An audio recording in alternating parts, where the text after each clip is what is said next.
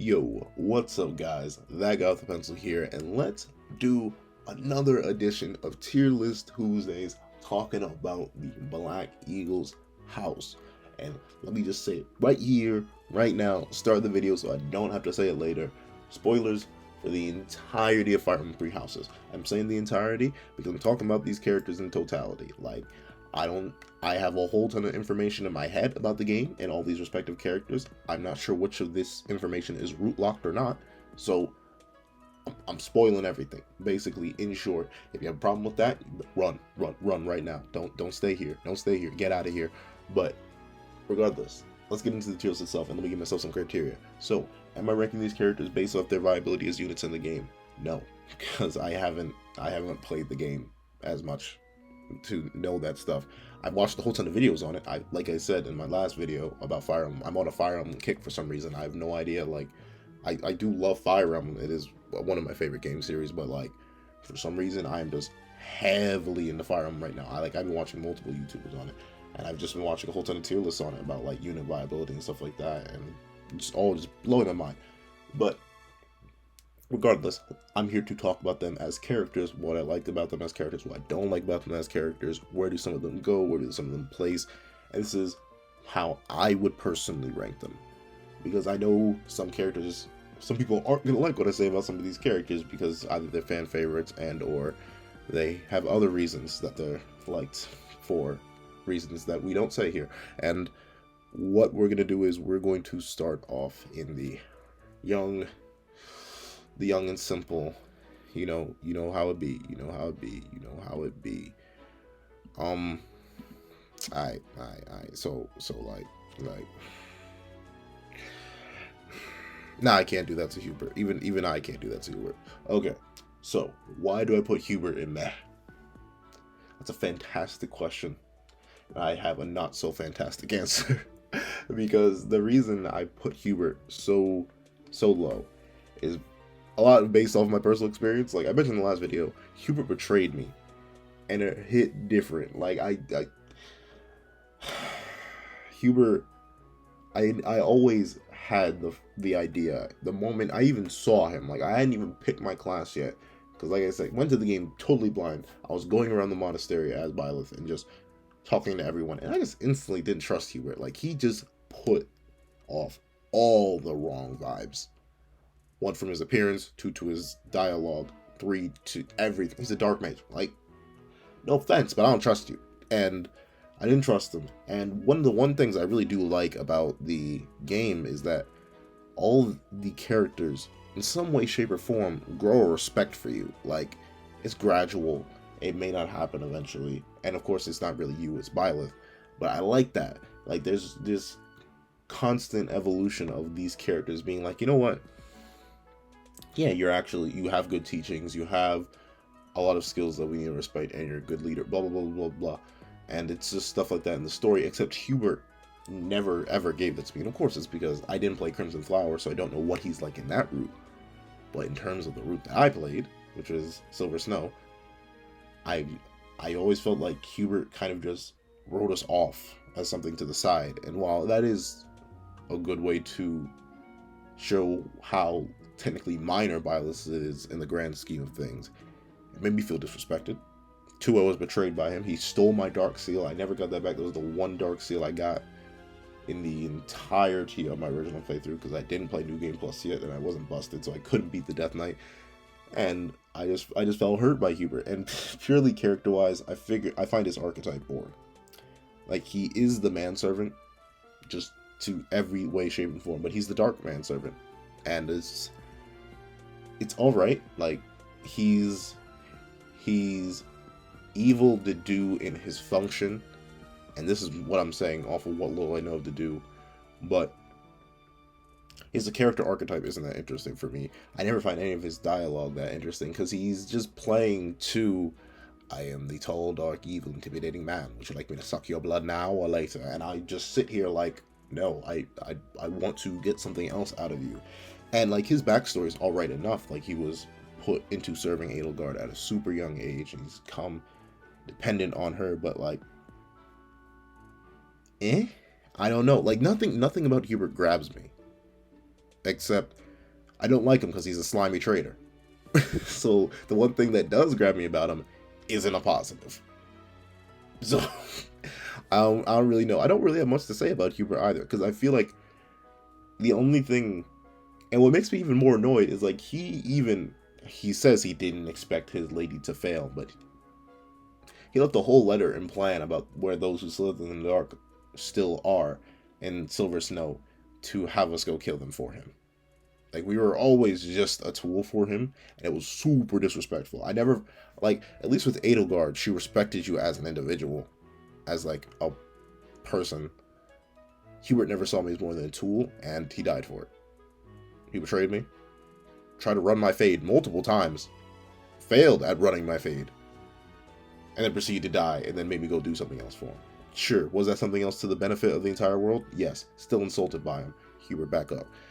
Okay, enough ragging on Hubert. Who else do I want to put next?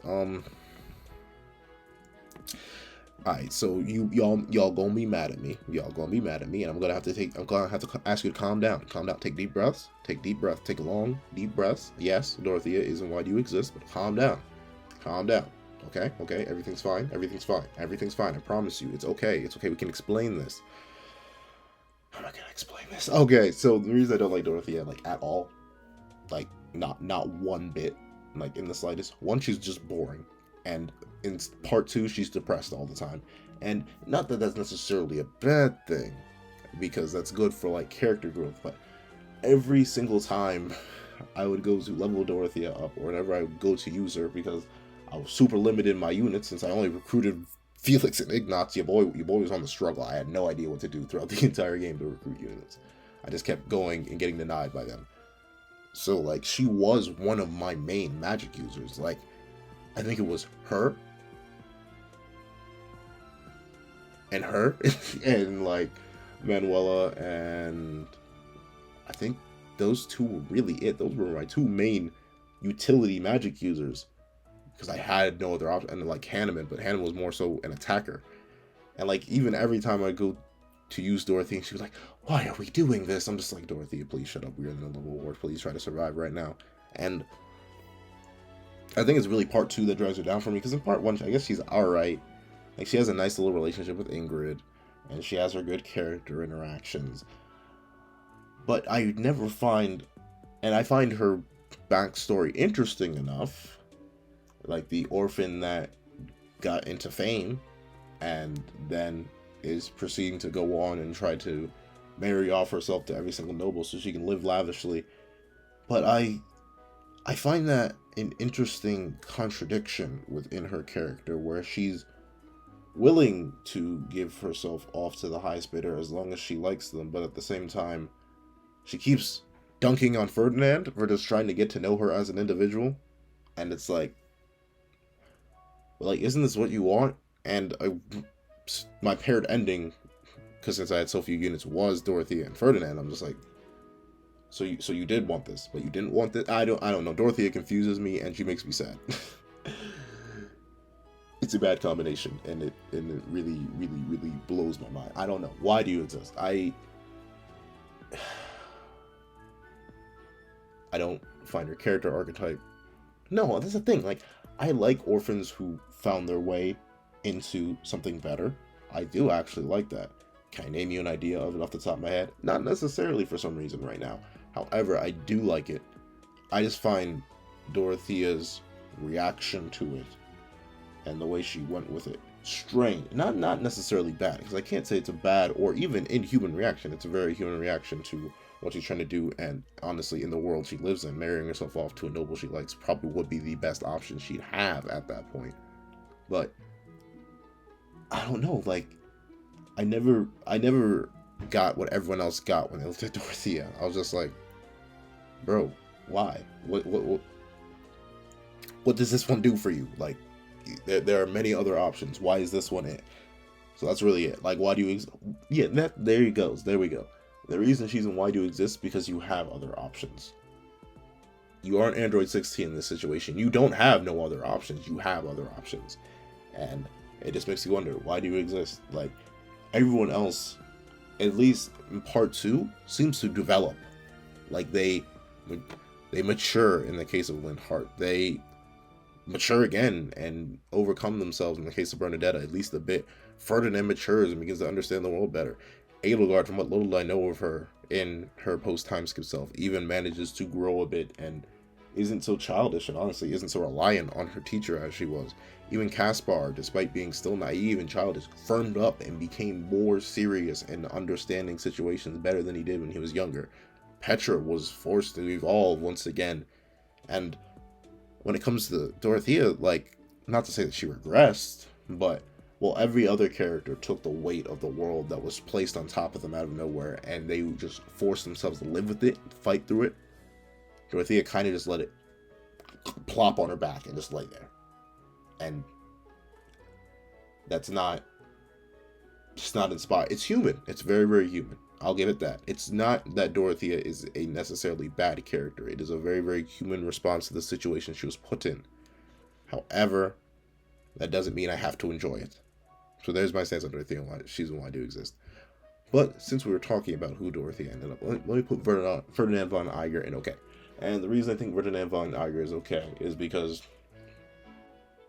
I found his stick, you see, like, in my mind, I automatically start putting characters into archetypes that I've seen before, because it's just how my brain works. I've consumed so many books and pieces of fiction. I think it's just how my brain naturally compartmentalizes things to make it easier for me to pull out for later reference. But Ferdinand is your basic stuck-up noble who learns to not be a stuck-up noble anymore, who is secretly idealistic and very, very noble in the traditional noble sense, but needs to learn the lesson the hard way that the world isn't as easy as it may seem. And he does it. He's okay with it. He does it just fine. Like, you see him in part 1. He's really annoying. And he's top-line noble stuff. And he's always trying to be better than Edelgard, because Edelgard's better than him in every single way, or at least that's how he views it. And then you see him mature.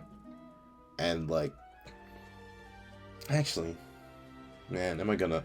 See, like, now I'm thinking of it, because what Ferdinand does, I'm thinking of a certain conversation Ferdinand, you have with Ferdinand in one of the chapters in part 2, where he's talking about how he thought he would, like, be working alongside Edelgard to improve the Empire, and now he's the one fighting against her alongside the Church.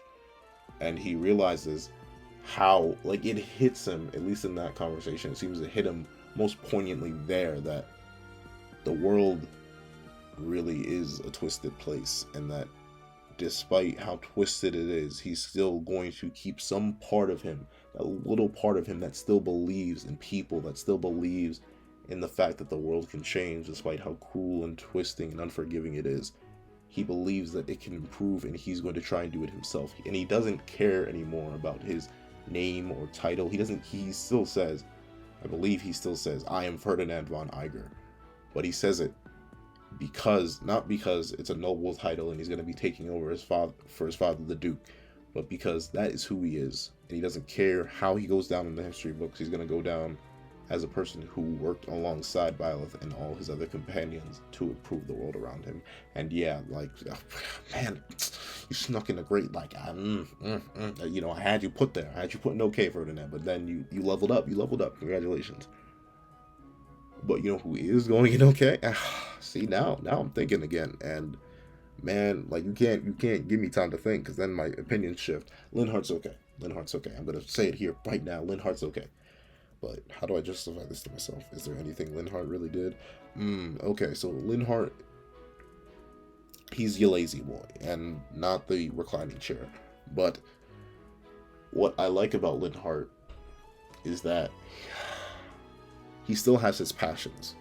Like, he has his things that he cares about and believes in to an interesting extent. Like, his fascination with Cress is a match to Hanneman's, and it's an interesting thing that you wouldn't expect from a character of his sort of, not class, but a character of his archetype to have such a vibrant passion for. Like, he goes out of his way to research quests. Like, he goes out, talks to Scythia, he goes and studies under Hanneman, he does all this extra stuff that you wouldn't expect a lazy person to do, and then you realize that he's lazy because he has a passion for something that you aren't teaching him. Like, he doesn't necessarily care about the battlefield, he doesn't care about any of that. He kind of just wants to study Cress. He wants to see them in action. He wants to see what he can do with them.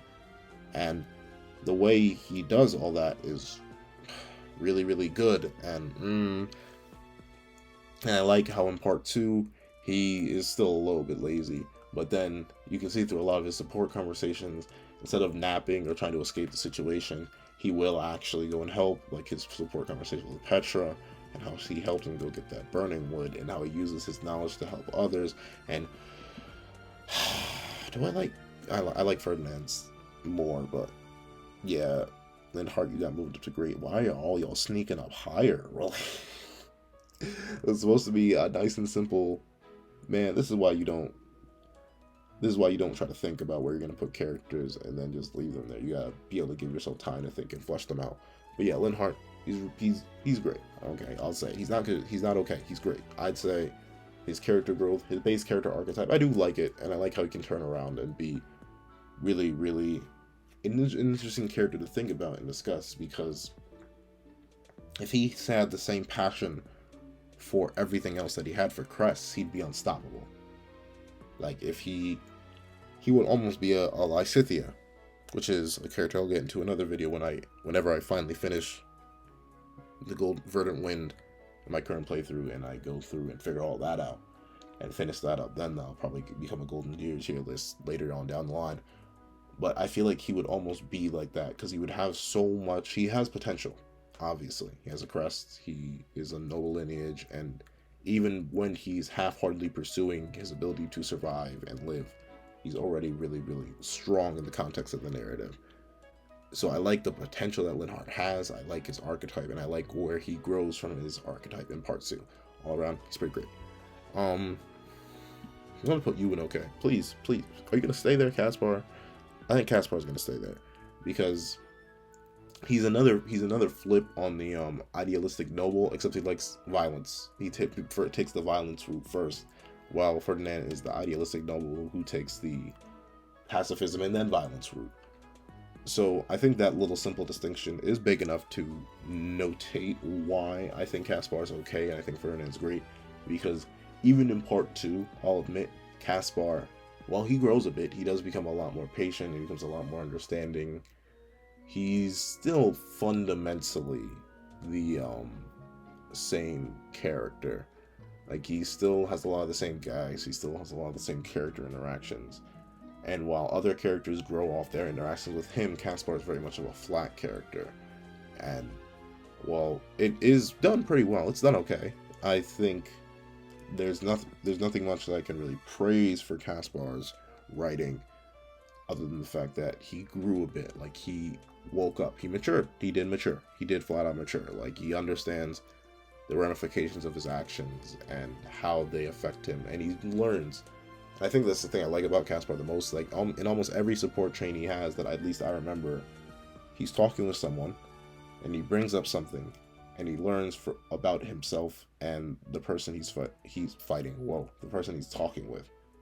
It helps him grow, and it helps him grow, and it helps him grow. Like, from Shamir to Catherine to Linheart to all of those kind of support conversations, he grows alongside them, and I like that. It's just that his growth is really, really simple, and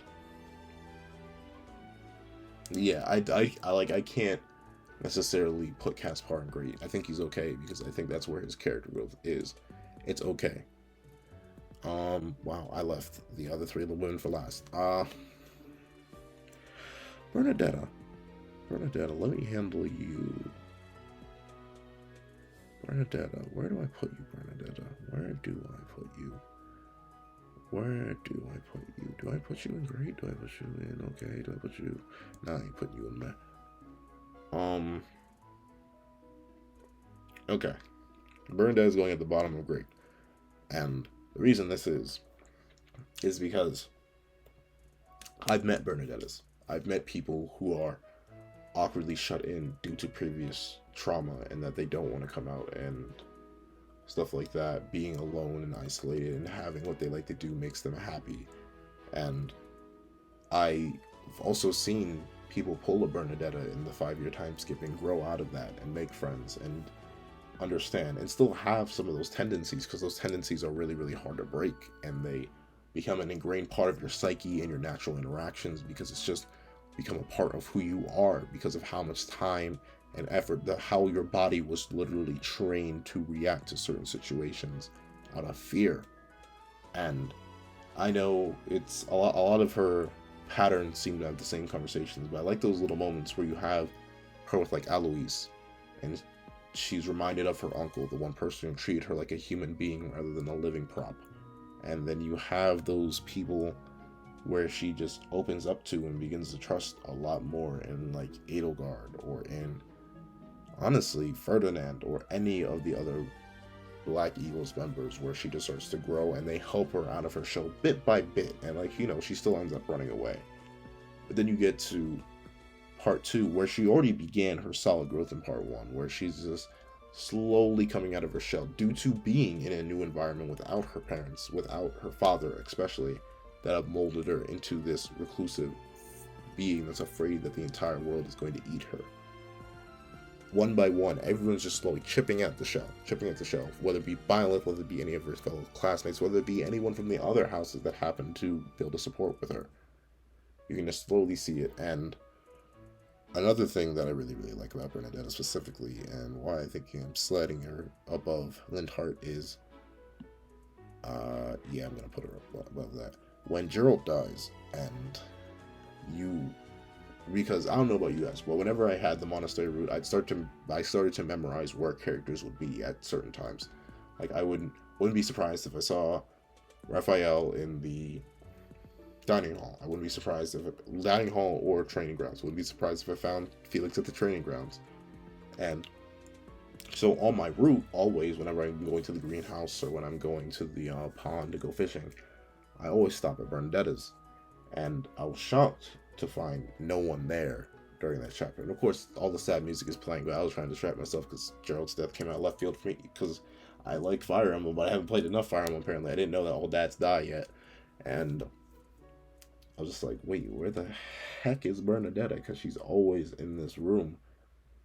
And then I went down a little farther and I was just like, oh, you're outside. And then I saw what she said. She went to put flowers on Gerald's grave, and I was just like, oh, you really did that. And I was just, and like, it hit me in that moment where I'm just like, she's better than Ferdinand. It hit me in that moment where it was just, wow, she like cared that much about how the professor was emotionally feeling in that moment to break out of her own trauma and help with that and pay respects to what was a really powerful and important man, not only in the professor's life but in the monastery as a whole. That's amazing. And then you come back in part 2 and then you realize that she's been practically on her own for 5 years, and she has been forced to learn like the world once again. Like I said earlier, why don't vibe with Dorothea much at all, if at all, while every other character had the weight of the world thrown on top of them. Phew, just slapped over the top of their heads. Like Ferdinand was like thrown out of his house, I do believe. Bernadette was also assailed by all the troubles of this new brewing war, and she was forced by the world to evolve. So she went out, she learned to survive on her own. She went out, she figured out how to talk to people. And seeing her come back in part 2 and being able to communicate better, of course she still has the moments where she wants to retreat back to her room, but she's willing to initiate conversation, she's willing to hold conversation, she's willing to talk about shared interests now. All those little itty-bitty pieces like that snack up on top, and I'm just proud. Like, it's great all around. It's just great to experience, and it's nice watching a character grow like that progressively in those small bits, because when you organically unlock support conversations, they time out really, really well with wherever you are in the story. At least they did through my playthrough, so I could literally saw Bernadette grow person to person, time to time, all the way to the end. And I was just like, yep, that's quality, well-paced character growth. Good job. And the best thing is, it doesn't all immediately fade away. It doesn't instantly just disappear.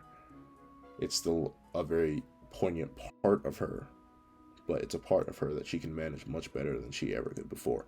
Great. All around. Man, you two moved. You moved to end up moving higher. Yo, how am I going to justify Edelgard? Edelgard's okay. Hold on. You may be like, pencil. I'm going to take the lead out of you and snap you in half. And I understand, to a degree. But I didn't go Crimson Flower. Like I said, I played Silver Snow first.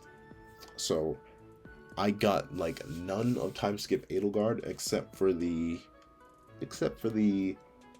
power hungry, slaughtering your own former friends and allies and turning people into demonic beasts and stuff like that. Like Now, to be fair, if we were just talking about part 1, if I were to cut off at part 1, I really like Edelgard. Edelgard would definitely, most certainly be great, if not, like, poking at perfection with a stick. Or with a mirror, either one. But the reason she's hold on, let me explain. Part 1, Edelgard, really, really good. Because she's very, very solid. She always is looking out for the professor's back, and the professor's always looking out for her back. She's explaining whatever needs to be explained, when it needs to be explained, so he can understand. But she's also following. She's taking pieces. She respects him immediately for his skill, obviously. He's known as the Ashen Demon worldwide. So she knows that he's powerful in that way. And then she works alongside him and experiences things with him. And honestly, some interesting events. And she grows, and they discuss. Then you have the support conversation. I believe it's her C+ support conversation, where she ends up revealing that she also bears the Crest of Flames. And somehow, in all my brilliance, I still couldn't figure out that she was the Flame Emperor because I was dumb and trusted Edelgard. And you have those nice moments where you're bonding, and then you have your conversation with her in the Goddess Tower, if you pick her, which I did. And she's just full of little moments in part 1 that establish her as a character that is conflicted, that doesn't like the way things are and how things are seemingly going to proceed to go if nothing changes. And she just doesn't like it, and she wants your help to fix it. I'm just like, you know what? Yes, we're gonna fix it. And where it falls off is when part 2 kind of just hits you like the end of part 1 comes out of left field and hits you like a whole truck. Was it a good twist? In my mind, yes. I wasn't prepared for it. I didn't watch any of the trailers. I had no idea I literally had zero idea there was a time skip. I had no idea who the main villain was. Here I am thinking throughout all of part 1, oh, the villain's this weird Flame Emperor that's gonna come out of nowhere, who's a masked person. I figured it was gonna be like some plot twist. I figured Rhea was going to be the big final villain. I guess I was inadvertently right. But I never suspected Edelgard because everything seemed to be going too well with Edelgard for her to randomly be a villain, but then she was. And it's interesting how, maybe I'm not remembering it right, but I feel like Edelgard proceeds to show no remorse. Like, at all. Like, the humanity of Edelgard, which I'm assuming you get more of in Crimson Flower, because you actually have her through part 2, you follow her through all the scenarios and stuff like that. But Edelgard seems to have a massive loss of her humanity, where she'll just kill you.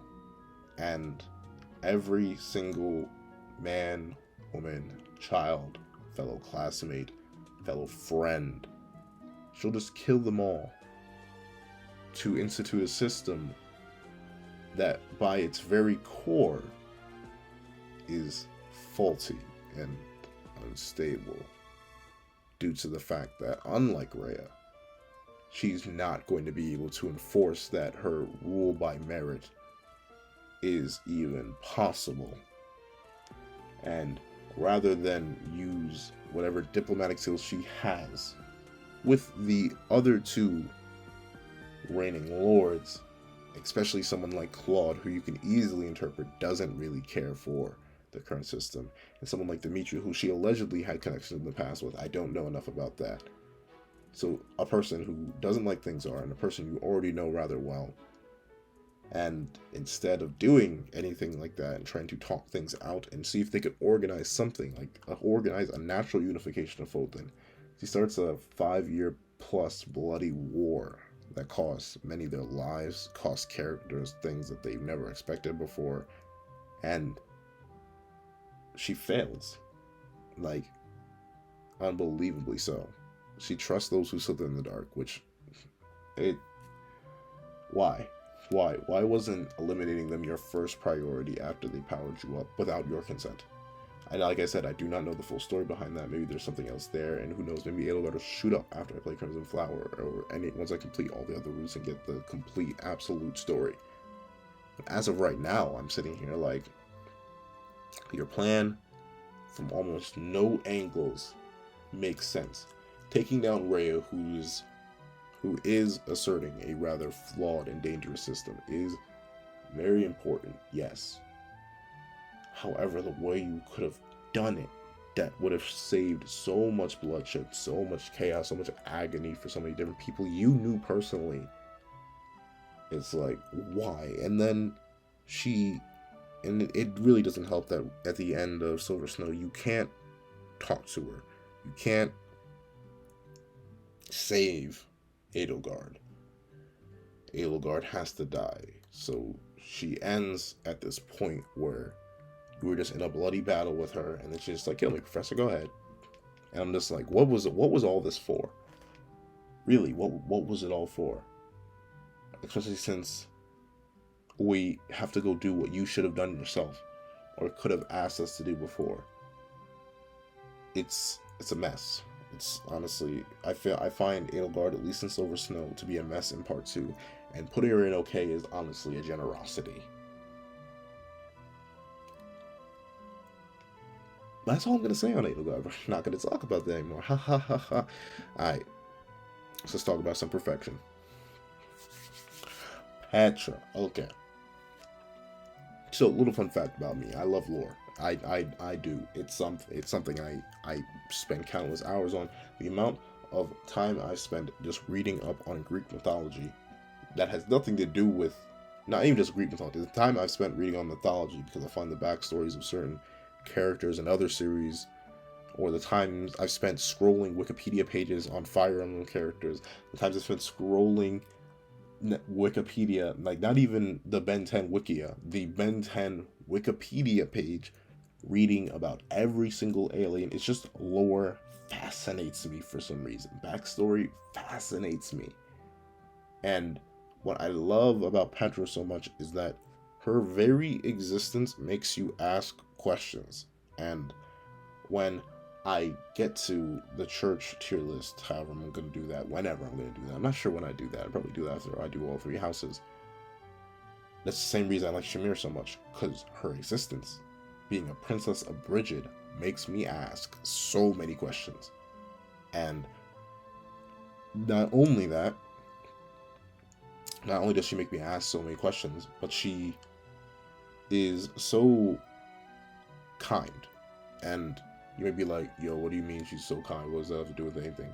But she is also a nice parallel to Byleth, because in a way, you're both outsiders. Byleth doesn't even know their own birth date. And they came in from nowhere, from an awkward situation, because they had to and were enforced by a higher power to do something that they probably initially didn't want to do. I believe it said somewhere in Silver Snow that Petra is basically a prisoner because of the previous war with Brigid and Dagda. So she's there as an emissary, in quotation marks, but she's basically a living hostage that constantly has a knife up against her back to appease the Adrestian Empire, to show them the trust of Brigid. And it's super sad. But regardless of that, she's still kind. She's still willing to talk about her heritage. She's still willing to lift other people like Kaspar up. She's still willing to work with people like Claude and discover things and do things like that. She's willing to try new things with Edelgard, Dorothea. She's willing to do so much despite the horrible situation she's put in. That's just nice. It's very, very nice. And I like I like her archetype, the person from a foreign land that has trouble speaking the main language, and you go from there. And I like it for that reason. She reminds me very much of Starfire. I'll just say it right now. I've been thinking it ever since I went to talk about Petra, but she reminds very much of Starfire from Teen Titans, the original TV show. I'm not sure much about Starfire in the comics. I'm not sure much about Starfire in Teen Titans Go, if that's anything. But I always think of, like, these two correlate in my mind immediately because they're just strangers from a different land that maybe want to think about lore, that have great, kind personalities despite all the hardships they've been through, and they also just present themselves in such a way that they help other characters build while they build upon themselves. Petra gets better at the language with time. She grows a better understanding of the world she's currently inhabiting the more and more time passes. When she comes back in part 2, she has stopped the facade of being a good Empire child, and she's just fully embraced her culture. And her culture has come through in her new outfit, all the markings, the way she does her hair, everything has fully, the dam has broken because she can no longer, there's no point to any longer being the good little pet for the Empire. Now she's fighting against it once again, like her ancestors did in the original war with that, in the original invasion that Dagna and Bridget staged. And she has this, she's one of the few characters I believe she's one of the few characters that actually mentions the sadness that you're fighting your former classmates, you're fighting your former allies, and she mentions it, but she doesn't let her weigh it down. She understands why they must do it, because she, like Violet, or like the player, understands that if they let Edelgard persist with doing this, if they let Edelgard continue this honestly bloody campaign to create something that may not work in the end, it wouldn't be even worse, and many more innocents would die. It's super sad, but once again super realistic, and she's very much, Petra's very practical, from everything to how she hunts, to how she lives, to how she fights, to how she thinks. And I really, really like all of that in combination. And I didn't even bother really talking about any of their designs. Once again, Dorothea's design just throws me off. Hubert's design, once again, I just didn't trust him. He looked like a snake. Kaspar, pre and post time skip, he looks like a shonen protagonist. I don't know how to say it to you. Edelgard, I find both of her designs interesting, but that's really, I don't really have much to say on the design because it's just basic princess / royalty costume, and then just straight up queen attire. Linheart design pre and post time skip. I like how he becomes more professorish in part 2. I don't really vibe with Ferdinand's design, especially post time skip. I never necessarily got the hair or the weird outfit he wore, but it's such a minor factor to me. Bernadette's design, I really like how in part 1, where she's all super disorderly, her hair is a mess and she's wearing a hoodie so she can hide under it, yada yada yada. And then in part 2, she gets herself cleaned up despite the situation she's living in being massively worse. She's cleaned up and everything just has been better for her, including her design, massive glow up.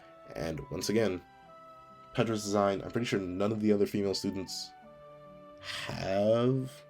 No, I don't think any of the female students wear the same thing in the slightest. Except for, like, maybe Annette and Ingrid. I'm trying to think of the Golden Deer students. Maybe Hilda and Petra? No, they don't wear the same thing. But yeah, but even still, Petra's pre-time skip design, great. I like that you have the little mark on her face that already makes you ask questions like, what is that? And then you figure out it's really the bridge. And then you have the idea that, all in all, in total, you have her post-time skip design, which is just another nod to Bridget, and it's great. All around perfection. So yeah, that's really my thoughts on a tier list when it comes to the Black Eagles house. I think it's pretty great, pretty solid. And can't wait to come talk about the next variations of this. with the other two houses and the church staff eventually, and I'll probably do one massive tier list on all the characters once I've done anything and everything and completely understand all the lore and backstory about this game. But regardless, thank you guys so much for watching. Please like, share, comment, and subscribe. You don't know how happy it makes me whenever you watch it and whenever you leave a comment, because bro, I try to respond as quick as possible. I know I'm not always the best with that. Sometimes I miss your comment, but trust me, you will get a response. I will try my hardest, even if it's just a thank you. Know that thank you is always sincere. And once again, thank you guys so much for watching. And this is that guy with the pencil, writing off.